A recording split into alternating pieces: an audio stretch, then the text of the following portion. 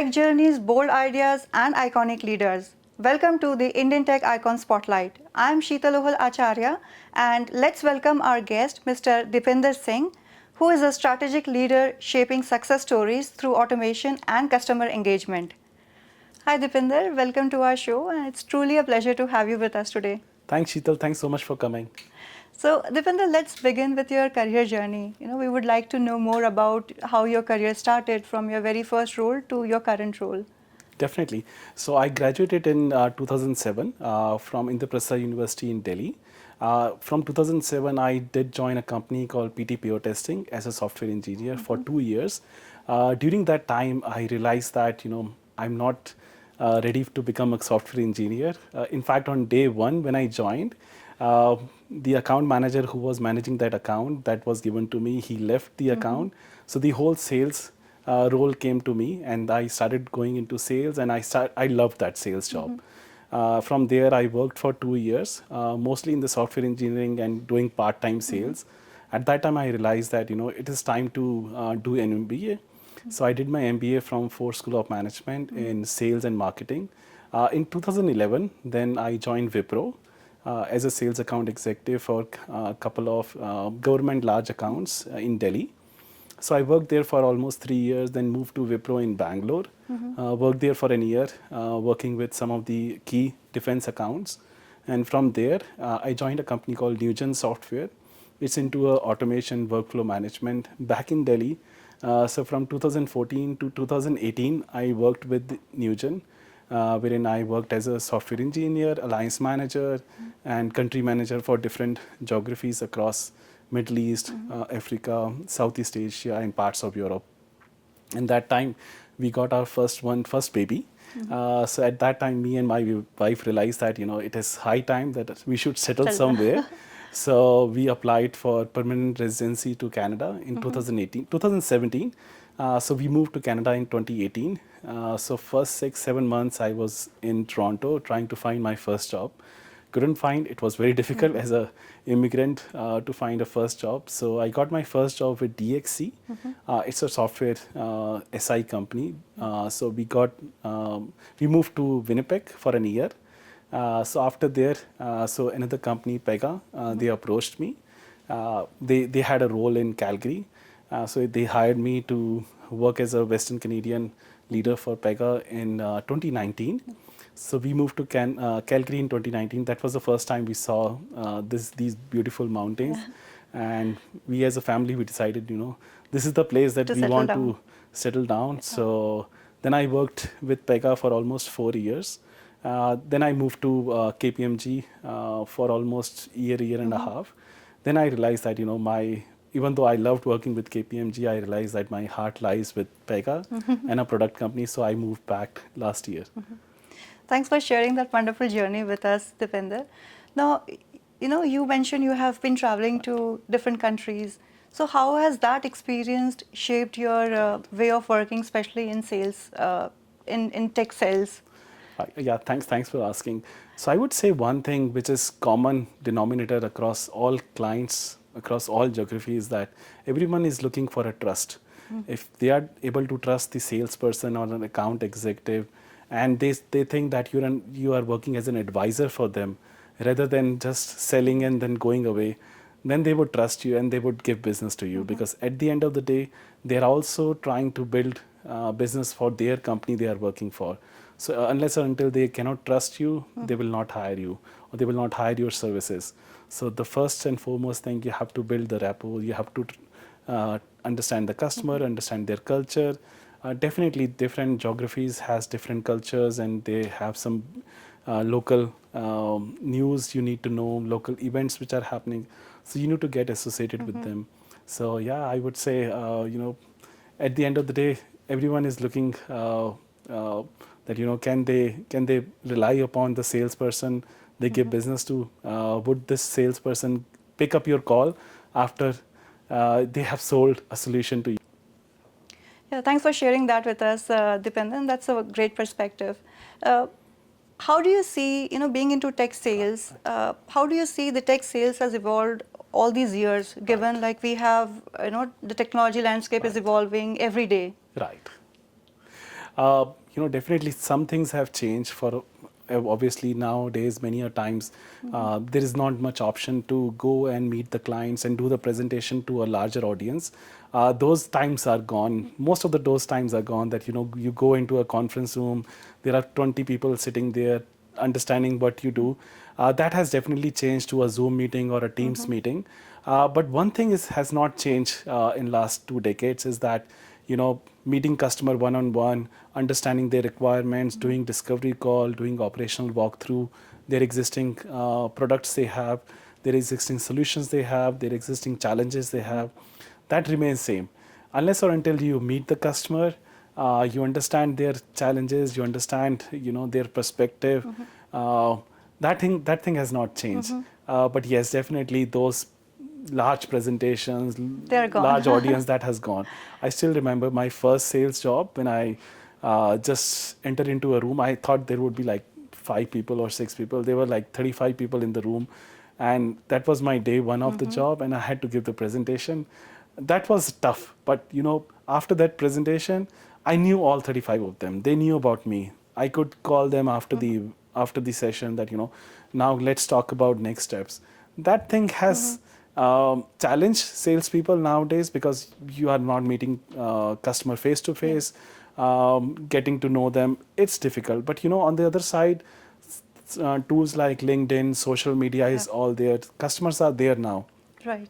So it's that as a salesperson, you have to evolve with those technologies. But again, the bottom line remains same. You have to be in front of the customer. You have to continuously talk to them, share ideas with them. It's not that I was reading I have been following this quote that a sales is done after you talk to a customer at least 17 times. There has to be 17 touches before someone trusts you and someone buys from you. So it takes time. So I would say first 5 or 10 touches would be like sharing information from your side. Give information to them. This is how we can solve your problem. And the kind of sales I am in, it's not a mandatory sales that customer has to buy your solution. It's good to have solution. The products I sell, their life won't be stopping, or their company won't be stopping with the products I'm selling. It's just that they would be getting more ROI, they would be getting more results, they would be getting savings. So you have to convince the customer that this is why you should buy this, and it takes a long time for them to decide. So Deepinder, sales is a very tough job. So what are the common challenges that you generally experience when approaching customers?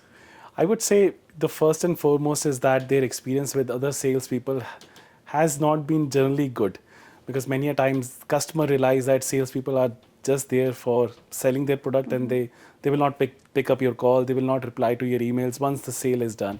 So you have to go there and talk to them and change their perception on day one, that you are here for a long lasting relationship. You are here to solve with their problem. You're not there just to sell anything. If you are going with that mindset, the customer will understand, because they are I would always say that the customers are much more experienced than you are.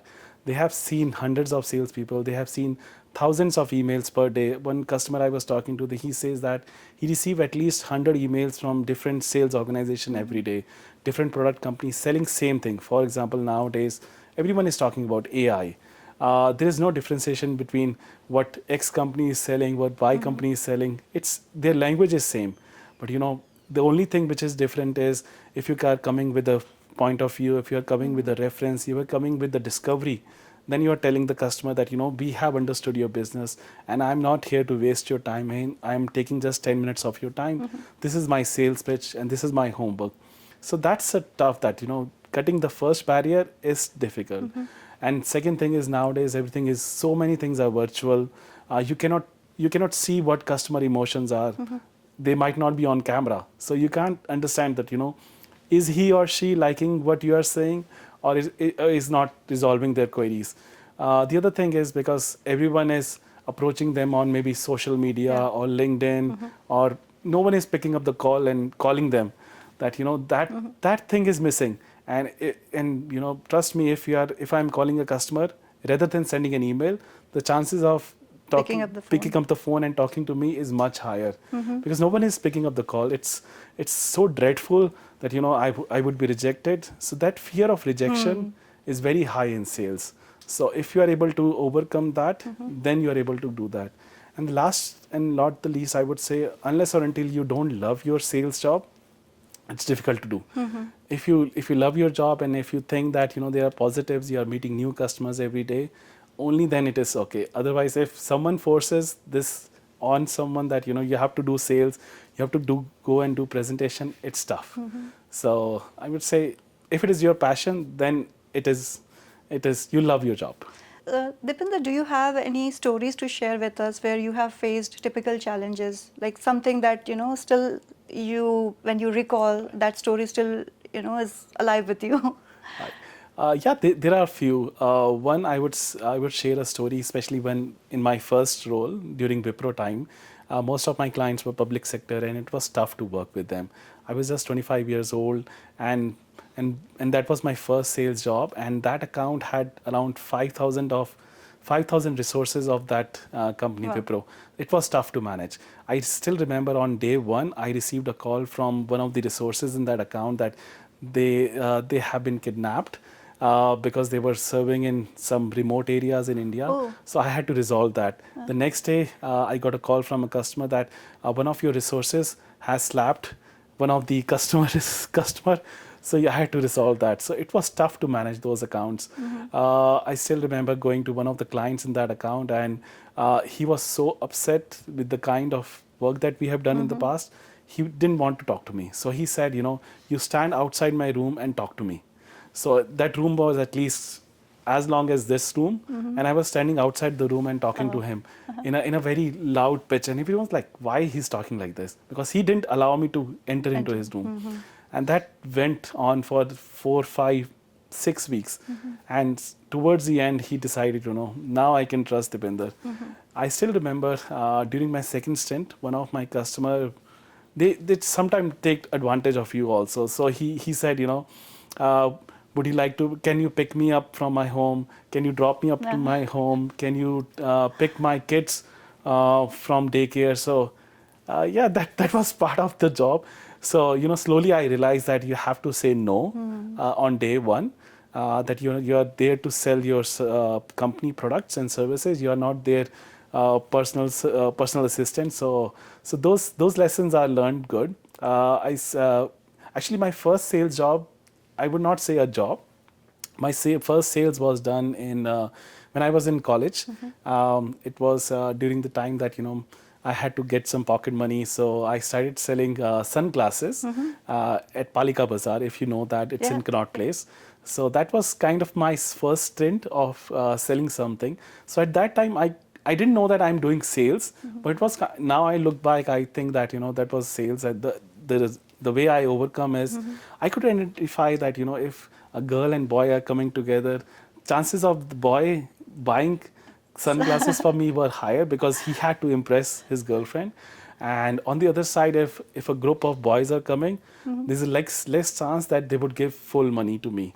They would negotiate more. So I was identifying my customers at that time. So if I look back, I would say that that was a tough situation, and I learned a lot from these two.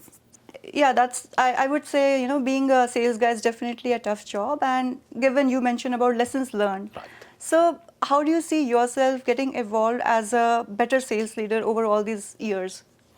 I would still say that I'm still learning every day because sales is like you are meeting a new person, new location, new area, new culture. You are learning every day. But definitely over the years, what I have learned, I try to not repeat some mistakes which I have done in the past. For example, not asking for the right thing at the right time, or maybe asking about the sales. Give us the order on day one, things like that. So now I go over through the pace that not very fast, not very slow. Go with the flow. It takes time. Invest in relationship with clients. Invest in your sales cycle. Invest in presentation skills. So those things I've definitely learned. But yeah, as sales career, this is the fun part of the job. You learn every day. Deepinder, if I ask you if you have to give one piece of advice to the guys who are looking to make their career in tech sales, so Right. what that advice would be from you? I would say again the same point that at the end of the day, every customer, whether that is in Canada, US, any country in the world, they are just looking for salesperson or someone who is going to solve their problem. They it doesn't yeah at the end of the day, you don't have to worry about from which culture you come from, which language you are speaking, is English your first language or not. For example, for me, when I was coming here, many of my friends, many of the colleagues who currently work in US or Canada or other European countries, they always used to say that it would be tough for a front end salesperson because you don't look like you're from here, your language is not from here, your accent is not from here. It would be tough for you to sell. But times have changed, world has changed. So you should take this thing out of your mind that the opposite customer, he's thinking, or he or she is thinking the same thing. Rather than, they would appreciate if you are open to them, if you tell them about your background, why you are here. Just be open. Don't shy away from. No, at the end of the day, customers are not thinking. They just want their problem to be solved. So, Deepinder, if I'm not wrong, you have worked in 25 different countries. So, how has that global experience shaped you as a sales leader? Yeah, thanks for asking. I would say that when I started traveling, I went to different locations, different countries to start selling. Rather than they not accepting me, they were accepting me more because I was coming from a different Yeah. culture. They were curious about more me, that who you are, what is your culture, what is your belief. You look different. You have a turban on your head. Why do you wear that? So you have to address those Yeah. queries, you have to address those things in a very polite, in a very soft way, that they're trying to be polite with you, they're trying to understand your background. So don't think that they are being racist or something like that. Everyone is good at heart. So that thing I have learned by traveling into different places, selling into different locations, that at the end of the day, they just want to understand that what you are bringing in, how they would solve their problem with your solution. And you learn a lot from different cultures. So yeah. Yeah, absolutely. Now, Deepinder, let's talk a bit about your early days. Right. We would like to know more about your hometown, where you were Right. born, and how were your childhood days like? Oh, thanks for asking. So I was born in Delhi in '84, and after I born, my family moved back to Nigeria, where my parents were doing a job.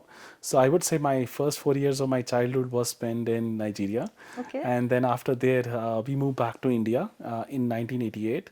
I was 4 years old, and then we initially moved to Patiala for an year, which is hometown of my dad. So we stayed there for an year. So in fact, from there, I did my kindergarten in Patiala. From there, we moved to Chandigarh. And in Chandigarh, we stayed for 4 5 years. And then from there, my dad at that time, he decided, it's time to move back from teaching. He wanted to do a chartered accountant course. He did that course when he was 43 years old. He passed that course, and then someone suggested to him that it's better to move to Delhi. So we moved to Delhi in 96, I think. Yeah, 96. So then I would say from grade 4 to grade 12, and then my college and my postgrad were all in Delhi. Wow, that's wonderful. Thanks for sharing that with No us. worries. Now, let's talk a bit about your family. Who Right. all are the key members in your family, Deepinder? Definitely. My parents, my dad and my mother, my wife, Sheena, whom we have met. Yeah. I have two lovely kids, Saki and Jap. My elder daughter, she's in grade 4. She's 10 years old. My younger one, she is 4 years old. She is going to be in kindergarten next year. And then I have a sister. Her family is based in India. Then my in-laws, they are based in Patiala. In fact, my mother-in-law is here visiting us. So yeah, that's our family. And then we have extended family in Delhi, in Punjab, in Canada and US. Deepinder, given your demanding schedule of Right. work and being into sales, it's very demanding Right. always. Do you find time for yourself, to bond with your family? And then, is there any hobby or interest that you like to pursue outside of your work? Yeah, thanks for asking. Especially, I try to limit my job to 9 to 5 or 9 to 6, and definitely in the weekdays, I make sure that I spend my time in the evening with my family, and during weekends, it's all dedicated to my family, Lovely. my little ones. I enjoy playing with them, and you can see in the basement there are so many toys. So their favorite hobby is my favorite hobby. That if they want to play, I just come downstairs and play with them. So I try to be a doting father as much as I can. Apart from that, I have group of friends. I try to hang out with them once in a while. Go for movies. I like going to watch movies, especially those Avenger, those kind of action-packed movies. Those are my fun hobbies to do. Wonderful. Is there anything on your bucket list that you would like to share with us? Oh, definitely. In fact, after I did my MBA in India, so I always want to go back to education, to my executive MBA. So that has been my bucket list, but it's tough to manage that with your career. In fact, I thought to enroll myself a lot of time in University of Calgary and do some part-time MBA program again, or maybe go back to teaching, one of those things. So maybe one day I'll go back to education, maybe 10 years down the line, something like For sure. when our kids are settled. So I'll do that. Definitely. Wish you good luck for that, Deepinder. Thank you so much. So, Deepinder, we are almost nearing end of our wonderful conversation. Right. So, at the end, we have a rapid fire round Sure. where I'll be asking you some questions and I would be expecting some quick answers from you. So, Deepinder, are you ready for the rapid fire round? Yeah, looks like Karan Johar interview. Okay, so good luck. Your first question, pick one, CRM or automation? Automation. Okay. One word that describes enterprise sales. Patience. Wonderful.